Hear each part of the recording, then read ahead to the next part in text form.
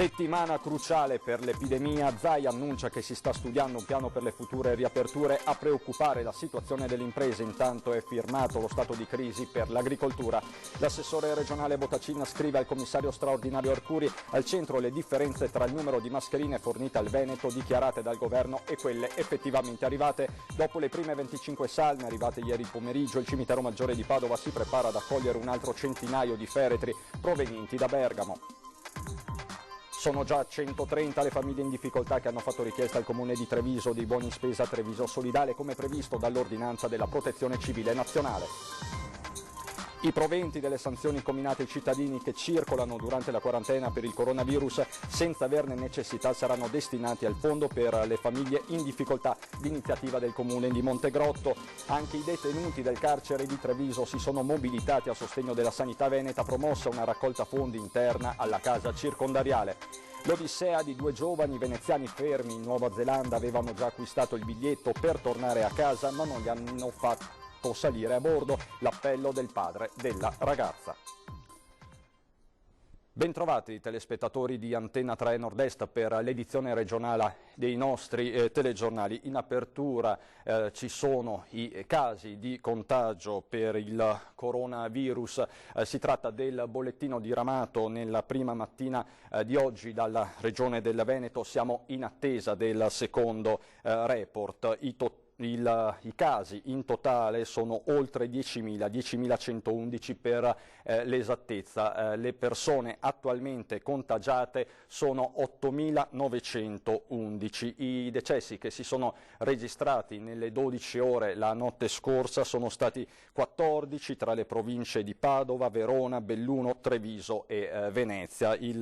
La maglia nera a Verona con 5 decessi totali tra Borgo Roma, Villafranca e l'ospedale di Negrar.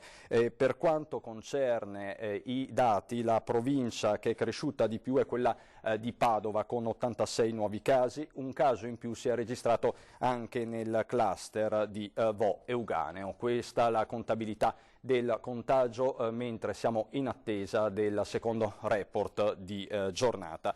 Ma oggi il presidente Zaia nel consueto punto stampa è ritornato sulla questione delle ordinanze restrittive, perché sarà una settimana cruciale per capire la strada da percorrere, e Zaia ha spiegato l'intenzione di voler rivedere l'ordinanza regionale.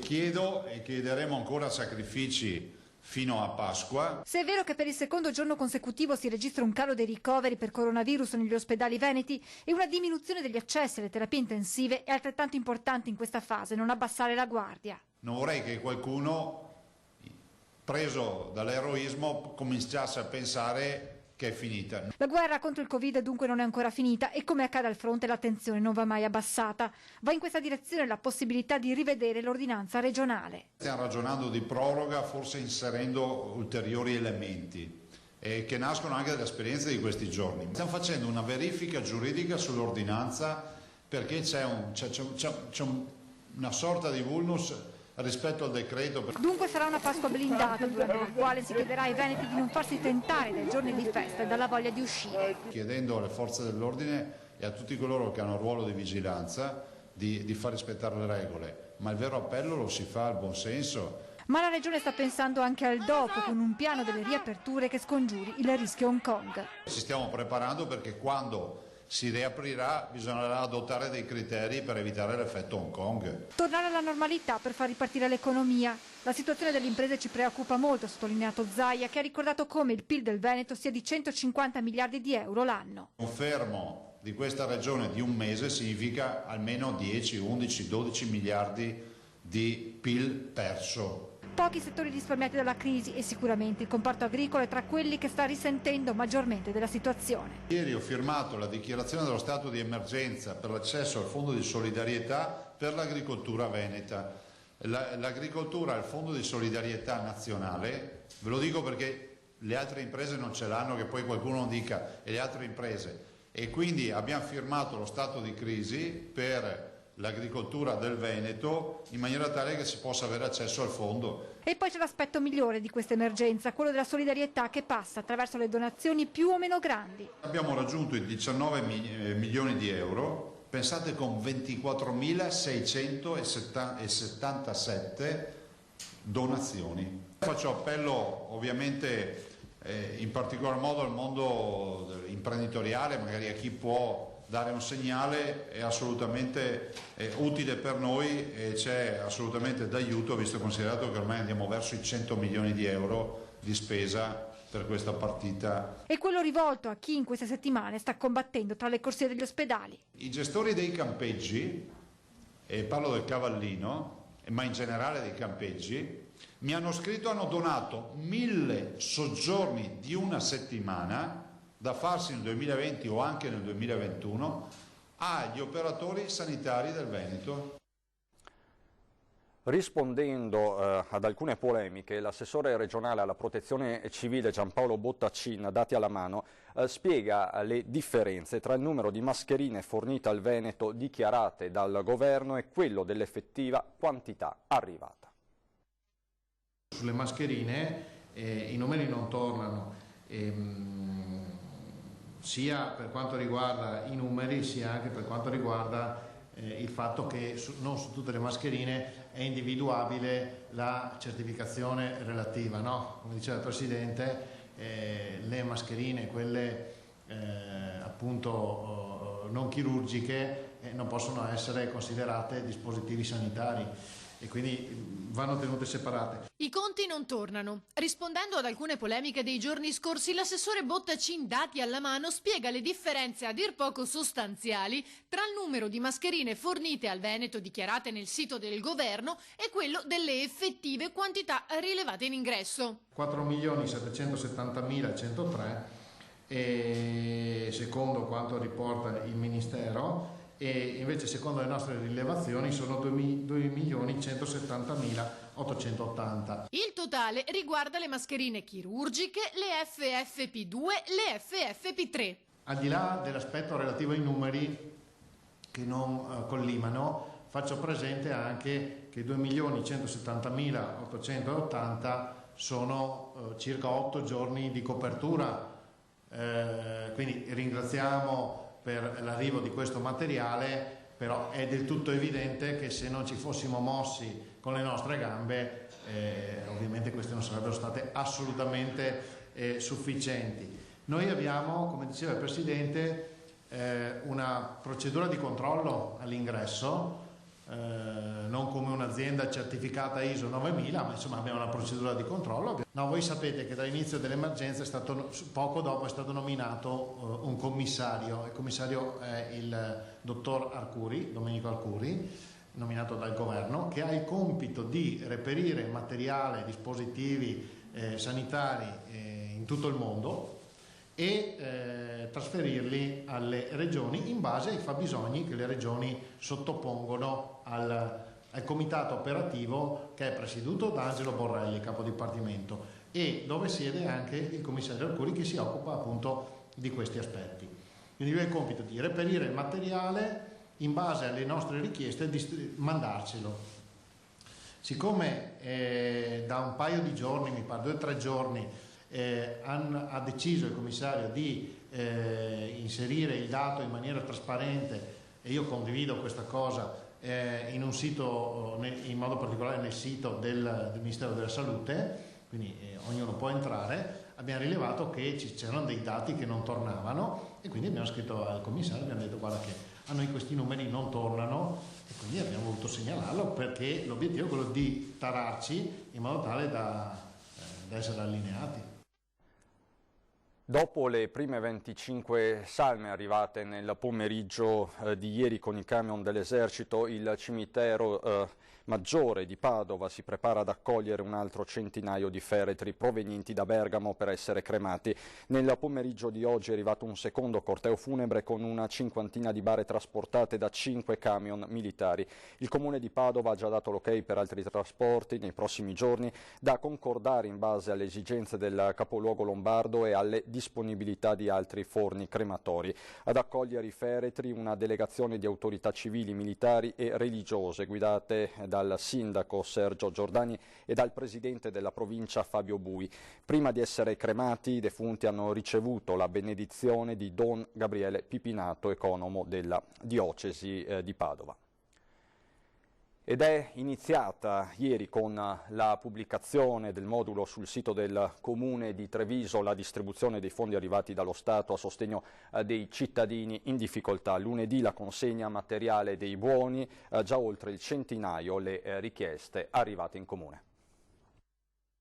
Dalla settimana prossima comincerà la distribuzione, perché nel frattempo stiamo raccogliendo le domande, che a questa mattina sono circa 130. Un sostegno economico attivato già nella giornata di ieri con la pubblicazione del documento da compilare. Nel modello che troverete nel sito ci sono indicate tutta una serie di requisiti. Chi oggi ha la priorità per accedere a questi fondi sono coloro che non hanno già dei percorsi con i servizi sociali e che non hanno già ottenuto il reddito di cittadinanza. A disposizione di chi ha questi requisiti e nel conto corrente meno di 5.000 euro, al momento sono arrivati 450.000 euro. E si parta da 70 euro per chi ha un nucleo familiare composto da una persona, fino a un massimo di 200 euro per nuclei familiari da 5 persone in su. Operazioni semplici da fare rigorosamente a casa. Scarica il modello, lo compila con i propri dati, lo rinvia seguendo le indicazioni del sito a un indirizzo mail che è stato creato e destinato, e nei giorni successivi verrà contattato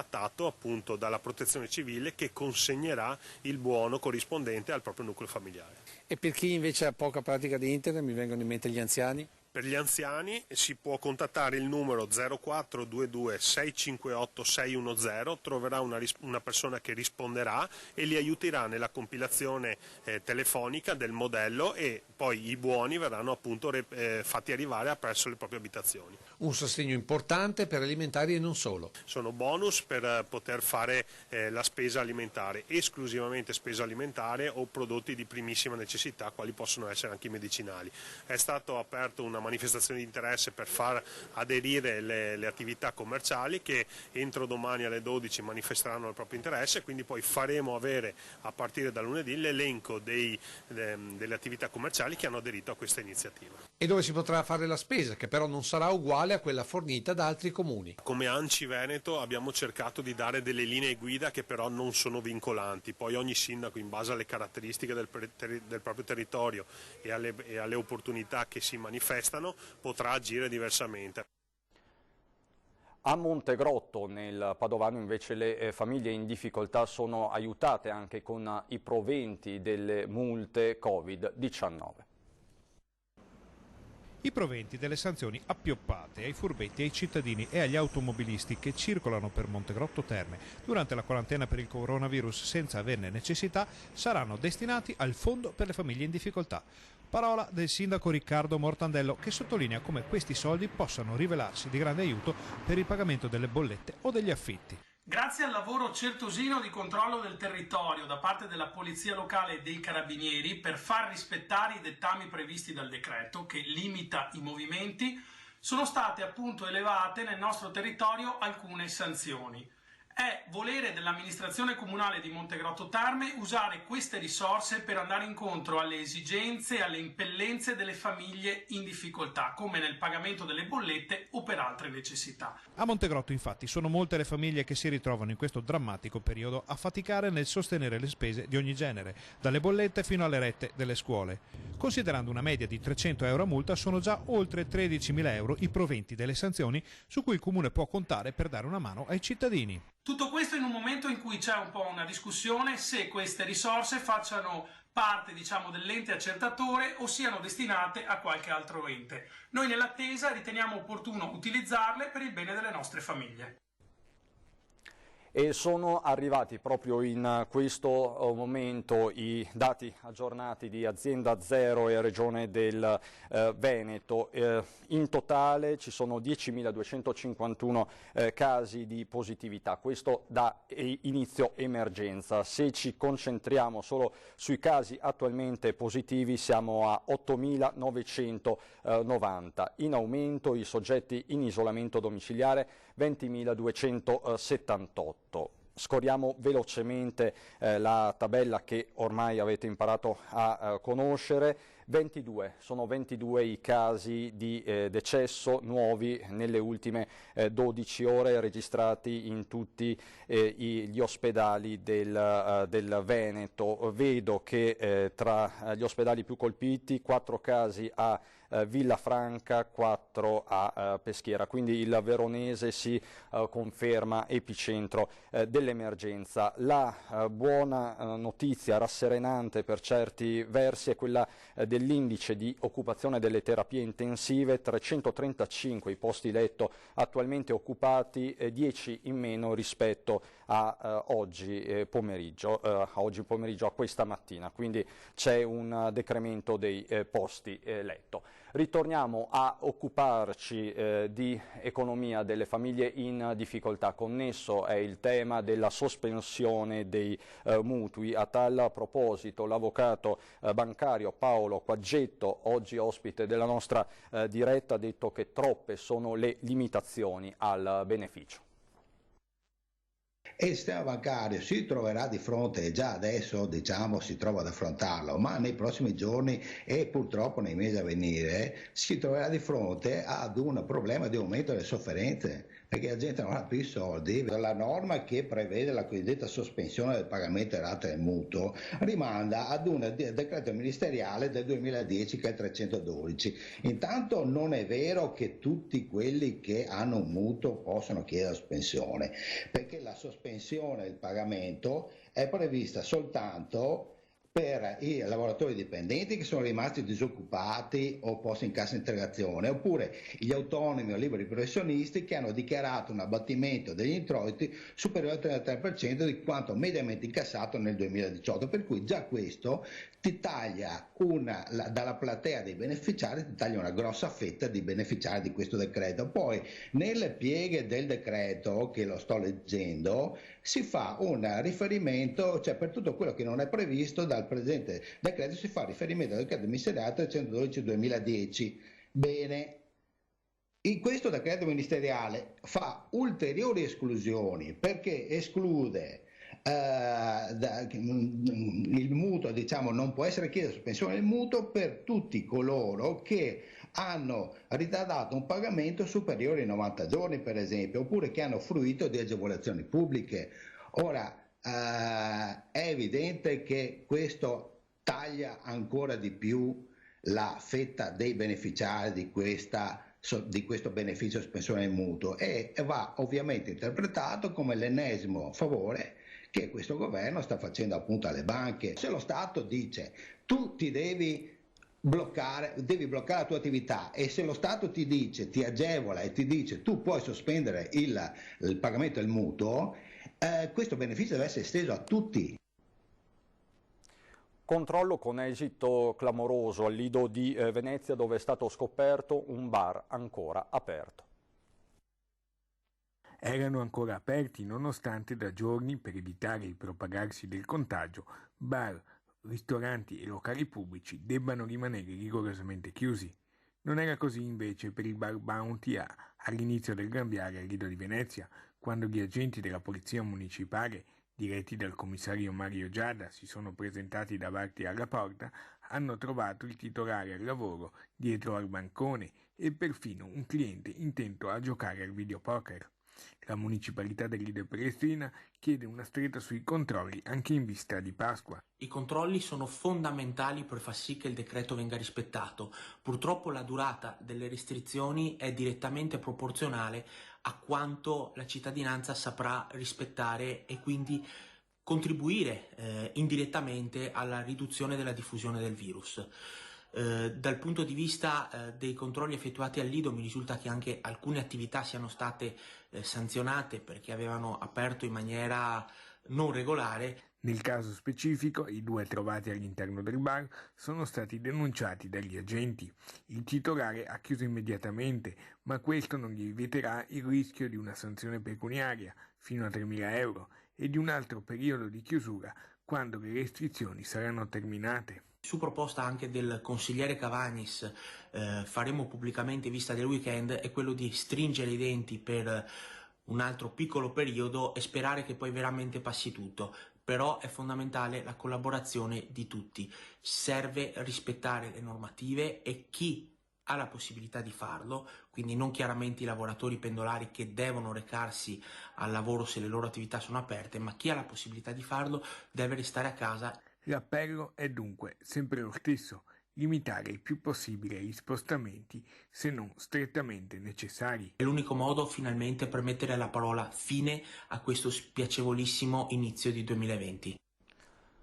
Adesso una bella storia che arriva da Treviso, perché anche i detenuti di Santa Bona concorrono alla raccolta fondi della Regione.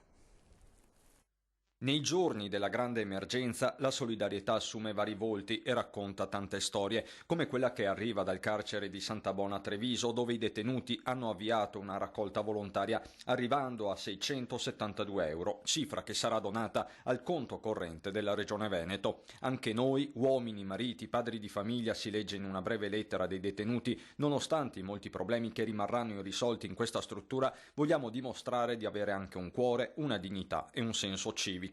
Eccolo dunque il gesto concreto in un momento di difficoltà per gli stessi carcerati. Il gesto di solidarietà insomma li rende partecipi delle vicende che stanno all'esterno.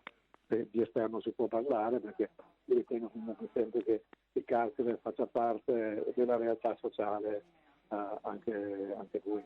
Carcere di Santa Bona, dove il 9 marzo scorso era stata inscenata una protesta per segnalare la necessità di maggiore sicurezza sul fronte coronavirus, una protesta pacifica dopo la quale sono arrivate mascherine e guanti per gli stessi agenti penitenziari. Allo stato attuale la casa circondariale sembra essere stata risparmiata dal virus. Non ci sono fortunatamente casi di positività né per personale né tra le persone recluse, quindi diciamo che finora le operazioni di triage hanno fatto il loro effetto, speriamo che continui così. Prosegue quindi lo stop alle visite dei familiari, un isolamento che viene rotto grazie alla tecnologia. Sono state intanto implementate le telefonate verso i familiari, e poi c'è anche la possibilità di utilizzare WhatsApp e Skype come surrogato dei colloqui. Adesso per noi c'è la pubblicità, dopo.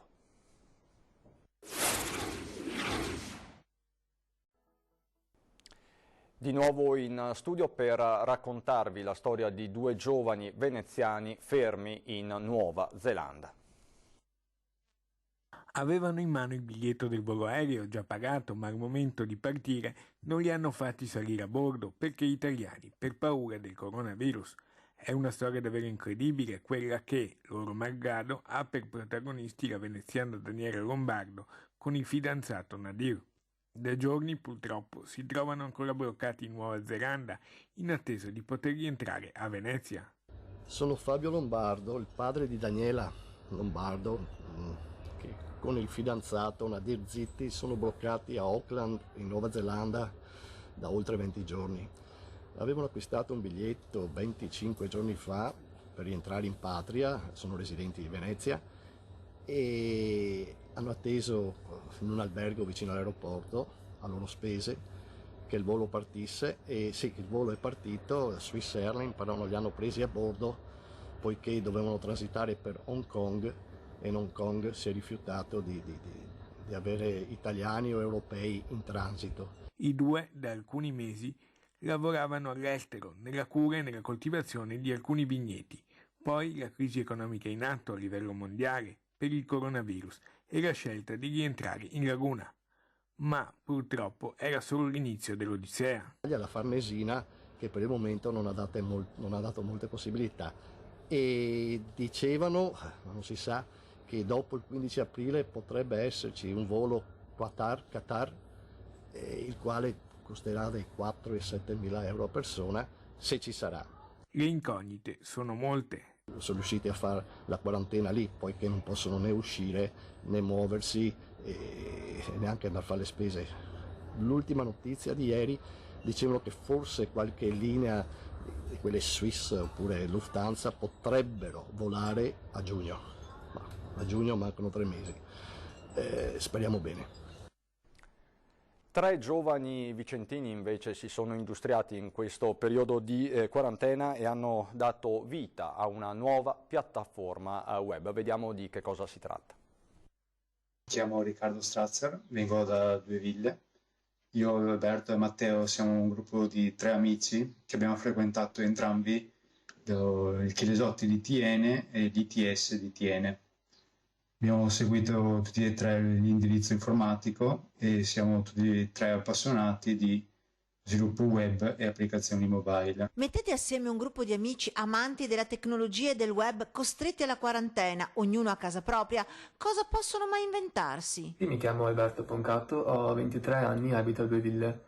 Qualche giorno fa, confrontandomi con i miei amici e dopo aver visto che molte amministrazioni comunali stavano condividendo su Facebook l'elenco delle attività che operavano anche con consegna a domicilio nel territorio, ci siamo chiesti: perché non unirle tutte sotto un'unica piattaforma e dare la possibilità a tutti di inserire le attività e di poterle poi filtrare per comune, provincia e categoria? Abbiamo quindi realizzato a nostre spese e in orari extralavorativi il portale siamoaperti.info, il cui utilizzo è completamente gratuito. Questo per dare il nostro piccolo contributo in questo grave periodo di emergenza sociosanitaria. Nasce così siamoaperti.info, piattaforma web dove far appunto incontrare le attività economico-commerciali dei paesi del territorio, quelle che sono aperte, che fanno consegne a domicilio, e i cittadini, manco a dirlo. L'obiettivo è il suo sviluppo. Sono Matteo, vengo da Asiago e assieme a Riccardo sono il programmatore dell'applicazione mobile siamoaperti.info. Le applicazioni saranno disponibili a breve sui vari store. Nel frattempo vi invito a visitare il portale siamoaperti.info appunto ed inserire la vostra attività. La cosa è molto semplice e soprattutto è gratuita. Siamo partiti da una realtà piccola come il comune di Due Ville, ma puntiamo a diventare regionali e magari anche nazionali. Ritorniamo a Padova per le suggestive immagini dell'accensione del tricolore nella cella campanaria del municipio, un'iniziativa nata grazie ad APS Acega Samca che il sindaco Giordani definisce un segno di unità e di speranza per tutti. Vediamo.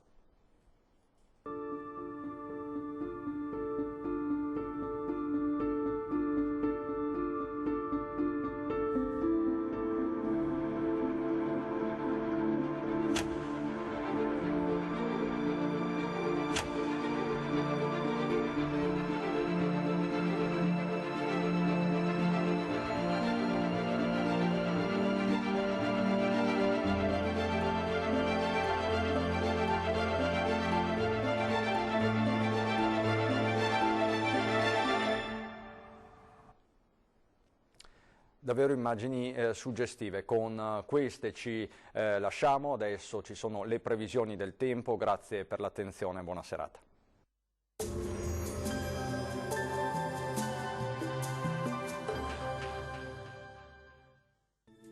Bentrovati al meteo. L'anticiclone si fa via via più intenso sull'Italia, imponendosi anche sul nostro territorio. Dunque, bel tempo. Il dettaglio di venerdì 3 aprile. Sul Veneto sarà asciutto con ampio soleggiamento. Su tutti i settori della nostra regione il cielo si presenterà sereno o al massimo poco nuvoloso, salvo per isolati addensamenti, ma senza ulteriori conseguenze. Temperature in aumento, minime tra lo 0 e i 4 gradi, massime comprese invece tra 14 e 16 gradi. Ci spostiamo ora sul Friuli Venezia Giulia, anche qui tanto sole ovunque, non sono attese precipitazioni, sarà possibile solamente qualche nube in più sui settori montuosi. Temperature minime tra 1 e 5 gradi, valori massimi oscillanti invece tra i 13 e i 16. Uno sguardo infine al Trentino Alto Adige, bel tempo solo con qualche addensamento in più sui settori settentrionali della regione. Temperature minime tra 2 e 3 gradi, massime invece intorno, vedete, ai 17 gradi. Dal meteo per ora è tutto, vi auguro un buon proseguimento con Antenna 3. Arrivederci.